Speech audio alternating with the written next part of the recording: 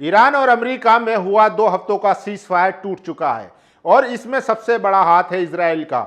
Israel ने कल Lebanon पर भारी बम्बारमेंट किया है और उसके सिविलियनों को निशाना बनाया है। उसने वहां पर बच्चों को मारा है, महिलाओं को मारा है।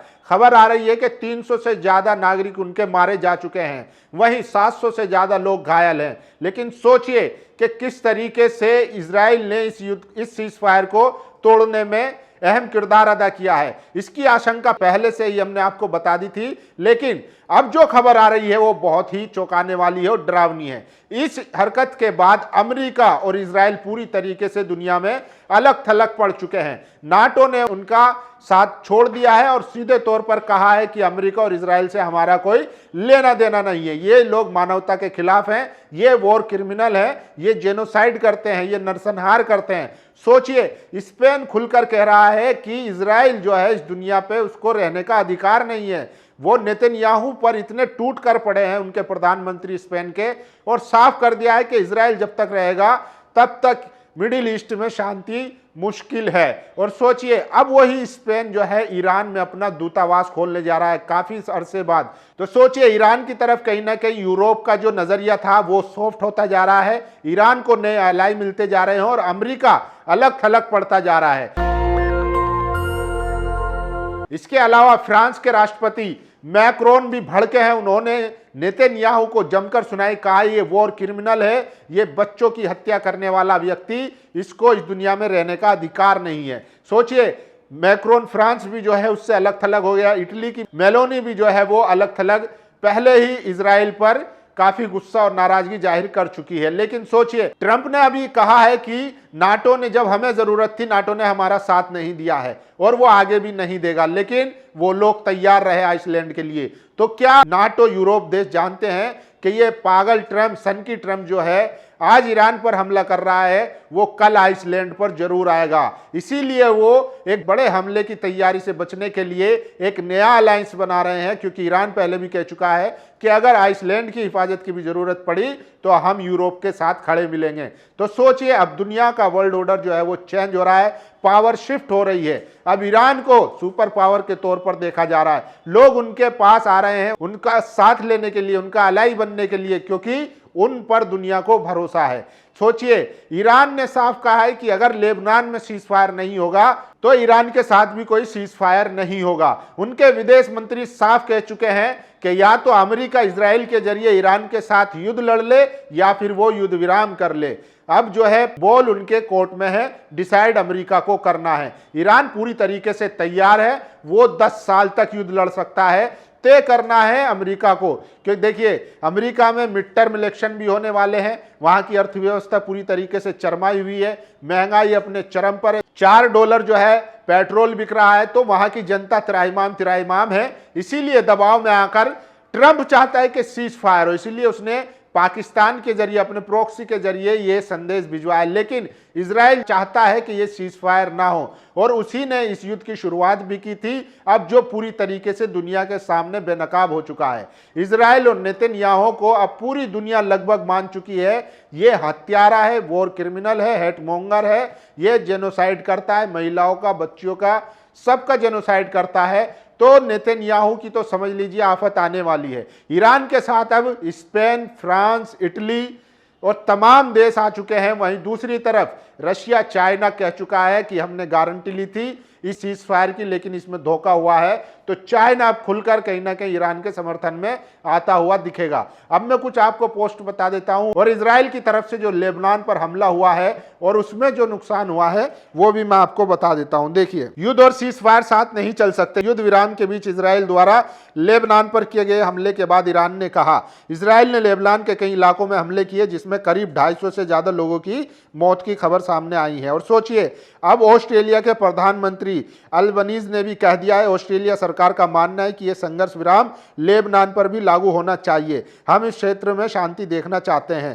तो ये मतलब ये जब सीज फायर हुई, बात हुई, ये तय था कि लेबनान भी इसमें शामिल है। जो मीडिएटर है पाकिस्तान, उनके प्रधानमंत्री शहबाज शरीफ ने भी ट्वीट में कहा है कि लेबनान भी इसमें शामिल है। लेकिन देखिए, इजराइल जानता है कि वो इस सीज फायर से उसको सिर्फ नुकसान होगा। जैसे इस सीज फायर की खबरें आई थी, पूरे इजराइल में नेतन्याहू के खिलाफ मोर्चा खुल गया था। उनके जो विपक्ष के नेता कह रहे हैं तुमने इस युद्ध में 40 दिन में क्या हासिल किया, ना तुमने रिजिम चेंज करवा पाए, ना तुम उसके न्यूक्लियर जो प्रोग्राम था उसको खत्म कर पाए, ना उसकी मिसाइल क्षमता को खत्म कर पाए, ना तुम कुछ हासिल ही नहीं कर पाए, बल्कि तुमने इजराइल को और मलबे में तब्दील करवा दिया। हमारे सैनिक 40 दिन से एकदम थके हुए हैं, लड़ रहे हैं, आपने क्या हासिल किया। तो सवाल उठने शुरू हो चुके थे। इसलिए नेतन्याहू चाहता था कि यह युद्ध ना रुके और उसने वही किया।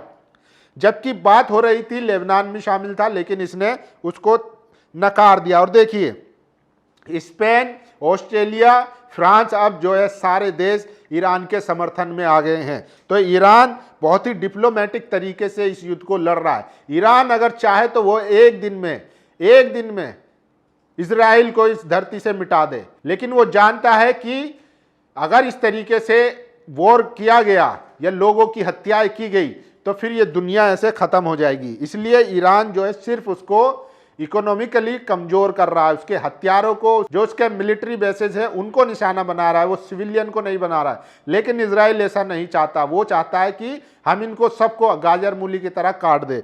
और ये देखिए, इसीलिए अब ईरान को स्पेन, इटली, फ्रांस, जर्मनी सबका साथ मिलने लगा है। स्पेन के विदेश मंत्री जोस मैनुअल अल्बरेस ने कहा है, मैंने तेहरान में अपने राजदूत को वापस लौटने, अपना पद फिर से संभालने और हमारे दूतावास को खोलने के निर्देश दिए। हमें हर संभव तरीके से शांति के प्रयास में शामिल होना चाहिए। अमेरिकी इजरायली हमलों की वजह से 7 मार्च को स्पेन ने अपने दूतावास को अस्थायी तौर पर बंद कर दिया था। स्पेन के विदेश मंत्री ने इजराइल पर, लेबनान पर हवाई हमले करके अंतर्राष्ट्रीय कानून तोड़ने का भी आरोप लगाया। उन्होंने कहा है कि इजराइल ने 2 हफ्ते के अंदर संघर्ष विराम का उल्लंघन किया है। सोचिए। और ट्रंप ने कहा है, व्हाइट हाउस में नाटो प्रमुख मार्क रूटे के साथ बातचीत के दौरान राष्ट्रपति डोनाल्ड ट्रंप ने नाराजगी जताई। इसके बाद उन्होंने ट्रूथ सोशल पर लिखा, जब हमें जरूरत थी तब नाटो हमारे साथ नहीं था और आगे भी हमें जरूरत पड़ी तो वे हमारे साथ नहीं होंगे। ग्रीनलैंड को याद रखो, बर्फ का वे बड़ा और खराब तरीके से चलाया जा रहा टुकड़ा। तो सोचिए, अब जो है ट्रंप की आंखें ग्रीनलैंड पर है, इसीलिए पूरा यूरोप जो है वो ईरान के साथ आना चाहता है, क्योंकि ईरान की ताकत को दुनिया देख चुकी है। और देखिए, ईरान के बू शहर में लोगों ने दिवंगत नेता अली खामनी की शहादत के 40वें दिन पर शोक मनाया। सुप्रीम लीडर खामनी की मौत 28 फरवरी 2026 को हुए हमले में हुई थी, जिसके बाद ईरान में 40 दिनों का राष्ट्रीय शोक घोषित किया गया था। देश के विभिन्न हिस्सों में शोक सभाएं, जुलूस और श्रद्धांजलि कार्यक्रम आयोजित किए जा रहे हैं। और ये देखिए, हॉर्मुज अभी भी लगभग बंद है। रिपोर्ट के मुताबिक सीजफायर के बाद स्ट्रेट ऑफ हॉर्मुज में तेल और गैस टैंकरों की आवाजाही लगभग बंद सी है। केवल 4 जहाज गुजरे हैं, वो भी सभी ड्राई कार्गो बताए जा रहे हैं। ईरान लेबनान में सीजफायर मुद्दे पर अड़ा हुआ है, लेकिन इजराइल से लेबनान में हमले तेज कर दिए और मानने से इनकार कर दिया है। ईरान साफ कर चुका है। सोचिए, लेबनान हमारा भाई है, हिजबुल्लाह हमारा साथी है, उनके बिना सीजफायर इस्लाम के साथ धोखा है। तेहरान में सड़कों पर उतरी भीड़ ने लेबनान को सीजफायर में शामिल करने की मांग की। इस दौरान अमेरिका मुर्दाबाद के नारे भी लगे। तो चाहे जनता हो या ईरान हो, वो लेबनान के साथ पूरी तरीके से खड़ी हुई है। और देखिए, ये जेडी वांस है, ये भी अब कह रहे हैं कि लेबनान पर सीजफायर को लेकर बड़ा मतभेद। अमेरिकी उपराष्ट्रपति जेडी वांस ने कहा कि लेबनान को सीजफायर में शामिल समझना एक लेजिटिमेट मिसअंडरस्टैंडिंग थी। अमेरिका ने लेबनान को सीजफायर में शामिल करने पर सहमति नहीं दी थी। यह सिर्फ ईरान और उससे जुड़े फ्रंट तक सीमित था। वहीं दूसरी ओर पाकिस्तान के प्रधानमंत्री शहबाज शरीफ और अमेरिका में पाकिस्तान के राजदूत ने कहा कि लेबनान को सीजफायर में शामिल किया गया था। ये सभी पक्षों के बीच स्पष्ट सहमति का हिस्सा था। सोचिए, सब तय था। और देखिए, अब्बास अरागची ने खुली धमकी दी है, चेतावनी दी है। लेबनान में नरसंहार को दुनिया देख रही है। गेंद अमेरिका के पाले में है और दुनिया देख रही है कि वह अपने वादे को निभाएगा या नहीं।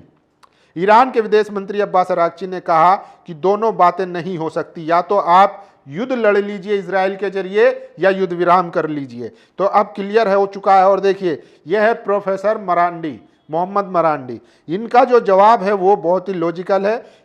पियर्स मॉर्गन, एक ब्रिटिश पत्रकार, पूछते हैं कि क्या ईरान इजराइल पर हुए हमले के नुकसान की भरपाई करेगा। तो ईरान के प्रोफेसर कहते हैं कि इस हिसाब से अगर देखा जाए तो फिर जो इजराइल ने फिलिस्तीन में और आपके सहयोगियों ने, अमेरिका और ब्रिटेन ने जो फिलिस्तीन में तबाही मचाई है, आप क्या उसके लिए हर्जाना देने के लिए तैयार है? और देखिए, यह है इमैनुअल मैक्रोन, इन्होंने भी कहा है। और जो लेबनान के प्राइम मिनिस्टर है जोसेफ आउन से बात हुई है और उन्होंने सॉलिडेरिटी दिखाई है और साथ ही कहा है कि इजराइल ने जो क्राइम किया है, जो सीज फायर तोड़ा है, उसका खामियाजा उसको भुगतना पड़ेगा। तो अब 41 दिन में ये क्लियर हो चुका है कि अमेरिका और इजराइल पर भरोसा नहीं किया जा सकता, खासकर इजराइल पर। ये इस खित्ते को, अपने ग्रेटर इजराइल के सपने को, ख्वाब को वो विस्तार देता जा रहा है। अगर आज ईरान हार भी जाता है ये जंग, तब भी ये यहाँ नहीं रुकेगी। इसके बाद तुर्की का नंबर आएगा, उसके बाद सऊदी का नंबर आएगा, तो नंबर सबका आना है। अगर इसको अभी भी नहीं रोका गया तो फिर सोच लीजिए कि बहुत देर हो जाएगी। और ईरान ने साफ कह दिया है, उसके एरोस्पेस के चीफ माजिद मुसावी ने साफ कर दिया है कि अमेरिका और इजराइल की एक गलती और हमारी उंगलियां जो है मिसाइलों के ट्रिगर पर रखी हुई है। तो अब ये युद्ध जो है अपने और भीषण रूप में जा रहा है। और अब देखते हैं, स्ट्रेट ऑफ हॉर्मुज पूरी तरीके से ईरान ने बंद कर दिया है, जिसका असर दुनिया पर पड़ेगा। और इसके लिए अगर कोई जिम्मेदार है तो वो सिर्फ ट्रंप और नेतन्याहू है। बाकी आप लोगों की क्या राय है, अपनी राय जरूर दीजिए। शुक्रिया। दस्तक की आपसे गुजारिश है कि अगर इसको बचाना चाहते हैं तो नेशनल दस्तक को सब्सक्राइब करने के लिए रेड कलर के सब्सक्राइब बटन को दबाएं, फिर बेल आइकन की घंटी दबाएं। नेशनल दस्तक को बचाने के लिए बहुत जरूरी है कि हर खबर को शेयर करें, लाइक करें, कमेंट जरूर करें।